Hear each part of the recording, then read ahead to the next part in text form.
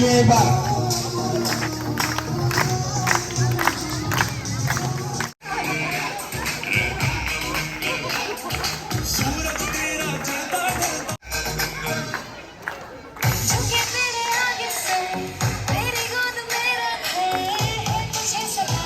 तालियां आपके लिए चारू जी ओसापा।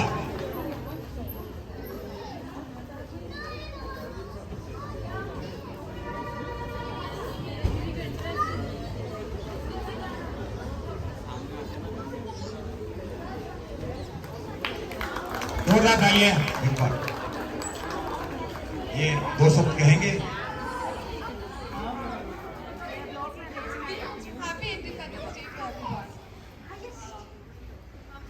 आजादी का 75वां मना रहे हैं और बहुत बधाई। और इस बात खास ये है कि हमें तिरंगा सिर्फ लहराना नहीं है, उसकी इज्जत करना और उस पर गर्व है। Happy independence. बहुत बहुत जोरदार तालियां। तुम शब्दों में बहुत ऊंची बात कह के निकल गए आप। अच्छा मेरा बच्चा सामान आई, आपका जिराफ ले लो तो जल्दी से। हाँ क्या हुआ, थक गई क्या?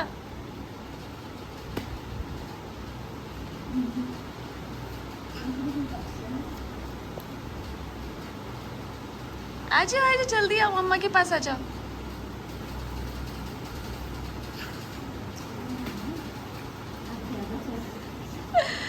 अरे वाह मेरा बेटू, I love you, very good. अभी भी चलते जा रही हो। आजा आजा आजा आजा आजा। अच्छा बस बस, अभी नहीं, यहाँ पे बैट खत्म हो गया, अभी नहीं, रुको।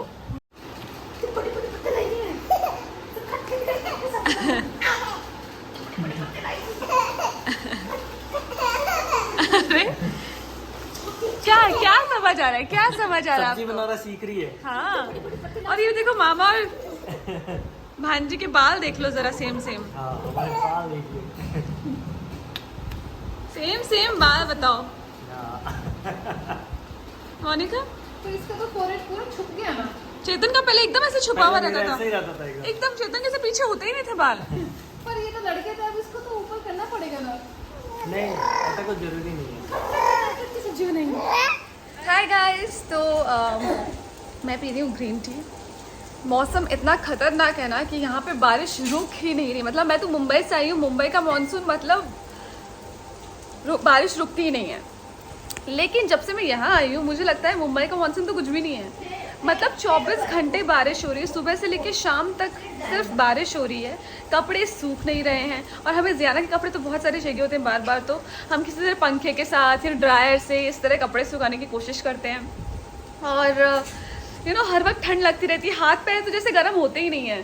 तो हम लोग जो है ग्रीन टी पी रहे हैं, गरम गरम ही पीते रहते हैं हर वक्त, क्योंकि ज़ुकाम कभी भी लग सकता है। और अभी मैं इस वक्त नहा के आई हूँ तो मेरे बाल गीले हैं, और एज़ यूजुअल मैंने बाल नहीं सुखाए हैं।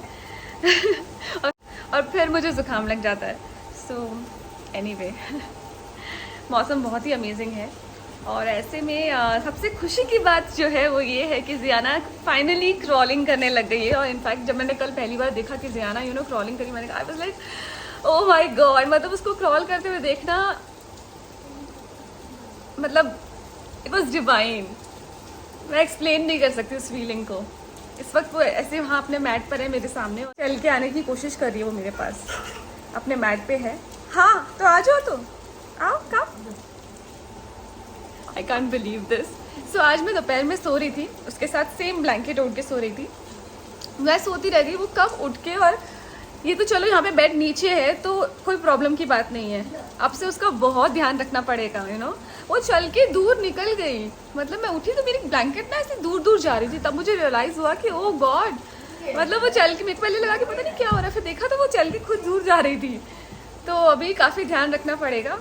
अब ये तो खैर जो बेड है वो नीचे हमने लगा रखा है, तो वो चल के चली जाती तो उसको चोट वोट नहीं लगती। लेकिन अगर बेड पे होती, now we have to be very very careful.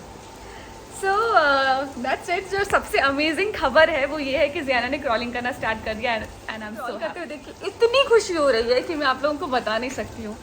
मतलब कल जब मैंने इसको क्रॉल करते हुए देखा था तो आई स्टार्टेड क्राइंग। मतलब मेरी आंखों से पानी निकल गया कि मैंने कहा ओ गॉड, मेरी बच्ची इतनी बड़ी हो गई है, 9 महीने की हो गई है, वो क्रॉल कर रही है। देखते देखते ये 9 महीने कब निकल गए पता ही नहीं चला। मतलब और फिर साथ में मैं एक बात और सोचती हूँ कि यार अगर ये मेरी लाइफ में नहीं होती तो मेरे लाइफ में खुश रहने का ज़रिया क्या था। क्योंकि आज मैं इसको क्रॉल करते हुए देख रही हूँ, मुझे इतनी खुशी हो रही है। उसके अलावा मेरे आसपास कुछ भी ठीक नहीं हो रहा है। मतलब मेरी ज़िंदगी का ऐसा लग रहा है मुझे मजाक बना दिया गया है। सारी सोशल मीडिया पे मेरी पर्सनल लाइफ को इतना आना जो है वो ज़रिया है मेरे खुश रहने का। वरना मैं आप लोगों को बता भी नहीं सकती हूँ कि इस वक्त मैं किस फेज से गुजर रही हूँ, मैं किस दौर से गुजर रही हूँ। मैं आपको पहले भी एक व्लॉग में बोल चुकी हूँ कि यार जीते हैं ना, आप भी जियो, हम भी जिए, सब जीते हैं ना। और फिर मैं जब आप लोगों के कमेंट्स पढ़ती हूँ, सबकी बात नहीं कर रही हूँ पर कुछ लोग ऐसे हैं जिनके मैं कमेंट्स पढ़ती हूँ, जिनको मैं कुछ व्लॉग्स देखती हूँ, तो मुझे ऐसा लगता है कि यार ये मेरी पर्सनल लाइफ है और मेरी अगर मैं कोई डिसीजन ले रही हूँ तो उसके पीछे एक रीज़न है। और कोई इतना बड़ा डिसीजन कोई ऐसे ही चुटकी बजा के मजाक में नहीं ले लेता। और कोई शादी अलग होने के लिए नहीं करता है, शादी कोई धूमधाम से करता है। मुझे आज भी याद है कि मेरी फेरी टेल शादी थी और मैं बहुत खुश थी अपनी शादी में। जिससे मैं प्यार करती हूँ उससे मैंने शादी की थी। और ऐसा बहुत कम लोगों के साथ होता है कि जिससे वो प्यार करते हैं उससे वो शादी कर पाएँ। और मैंने जिससे प्यार किया, मैंने उससे शादी की। और आज जब 3 साल बाद मैं अलग हो रही हूँ तो मैं खुश हो सकती हूँ। लेकिन मेरी लाइफ में ज़ियाना के अलावा आई थिंक खुश रहने का इस वक्त कोई और ज़रिया नहीं है। उसको देखती हूँ तो मुझे थोड़ा अच्छा फील होता है। वरना आप लोगों के कमेंट्स और आप लोगों के व्लॉग्स देख के मुझे इट्स वेरी हार्ट ब्रेकिंग क्योंकि क्या नहीं बोलते हैं लोग और जब भी कोई रिश्ता टूटता है तो ऐसा नहीं होता कि रातों रात कुछ हो गया, एक बात हो गई और उस बात पे हमने रिश्ता तोड़ दिया। ये एक पूरी जर्नी होती है और एक बहुत सारी बातों का डिसीजन होता है। ये बहुत सारी चीज़ें ऐसी हुई होती हैं। मैं ज़ियाना से बहुत प्यार करती हूँ और मुझे ये देखकर बहुत खुशी होती है कि आप सब लोग जो बोलते रहते हो कि ज़ियाना के बारे में नहीं सोचती हूँ, ज़ियाना के बारे में नहीं सोचा मैंने, तो मुझे पता चलता है कि आप लोग भी ज़ियाना से कितना प्यार करते हो। और सोचिए ज़रा, आप लोग अगर ज़ियाना से इतना प्यार करते हैं तो मैं उसकी माँ होके उसको कितना प्यार करती होंगी। मतलब वो तो मेरी जान है और मैं उसकी आज वो है तो मैं ज़िंदा हूँ, मुझे ऐसा लगता है। नहीं तो माहौल और मेरी सिचुएशन ऐसी है कि पता नहीं मैं क्या कर जाती। और जहाँ तक मेरे यहाँ आने की बात है या ज़ियाना को लेके मैं यहाँ आ गई इसकी बात है, मेरा अलग प्लान्स थे इसकी बात है, ऐसा कुछ भी नहीं है। ज़ियाना को पिछले दिनों जब हैंड फुट डिज़ीज़ हुआ था उसके बाद में मेरे लिए बहुत मुश्किल हो गया था। मैं दिन रात जाके उसकी देखभाल कर रही थी। वो हर माँ का फ़र्ज़ होता है, मैं इसमें कोई बड़प्पन नहीं दिखा रही कि मैं कोई बहुत बड़ा काम कर रही थी, हर माँ का फ़र्ज़ होता है। लेकिन पिछले दिनों ज़ियाना का ख्याल रखते रखते मेरी तबीयत कब ख़राब हो गई मुझे पता नहीं चला। मैंने अपनी तबीयत को इम्पोर्टेंस ही नहीं दी। तो पिछले दिनों अब इतनी तबीयत, मेरे को बुखार चढ़ रहा था, मेरी तबीयत ख़राब हो रही थी, बहुत सारी चीज़ें एक साथ हो रही थी। ऊपर से नेगेटिव कमेंट्स, लोगों के नेगेटिव व्लॉग्स, पूरे व्लॉग्स लोग मेरे ऊपर बना रहे थे। मतलब लोग मेरी बुराई करके पूरे के पूरे व्लॉग्स ही बना रहे थे। एक नेगेटिव व्लॉग आ गया कि सारे के सारे नेगेटिव जितने भी लोग हैं सब के सब नेगेटिव कमेंट्स जो है मेरे वीडियोज़ के नीचे आने लग जाते थे। और तो मेरे लिए इतनी नेगेटिविटी एक साथ हैंडल करना, ऊपर से मेरी तबीयत, मेरी हेल्थ, सब कुछ साथ में हैंडल करना इतना मुश्किल हो रहा था कि मुझे हेल्प चाहिए थी, मुझे सपोर्ट चाहिए था।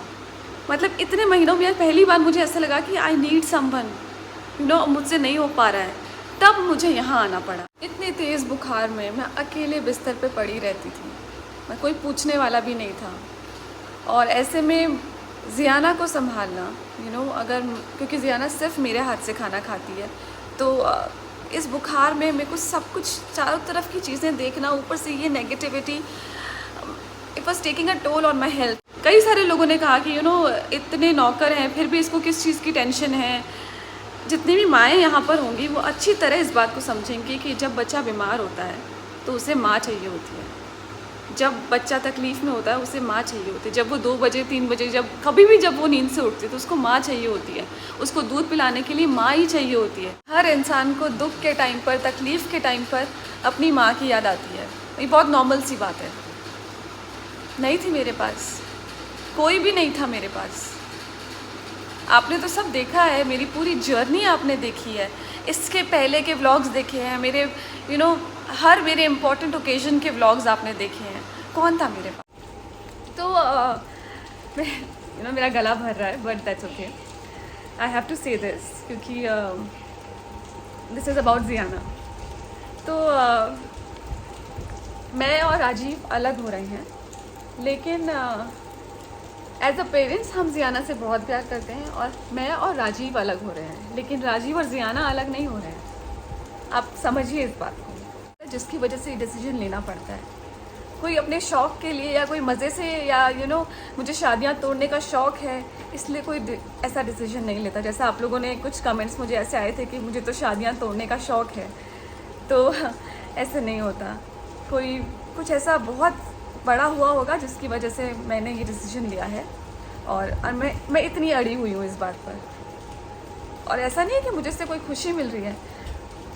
जब जियाना, आप बोलते हैं कि हम दोनों को जियाना के लिए साथ रहना चाहिए, पर हमारे बीच में कुछ ऐसा अगर हो गया है जिसकी वजह से हम साथ नहीं रह सकते। लेकिन आप सोचिए कि अब हम अगर जियाना के लिए अगर हम दोनों साथ आ जाएंगे, तो क्या ऐसा माहौल जियाना के लिए अच्छा होगा, जहाँ पे दो पेरेंट्स एक दूसरे के साथ रहना नहीं, जहाँ पे उस बच्चे के पेरेंट्स साथ में रहना नहीं चाहते, लेकिन वो सिर्फ बच्चे के लिए साथ रह रहे हैं?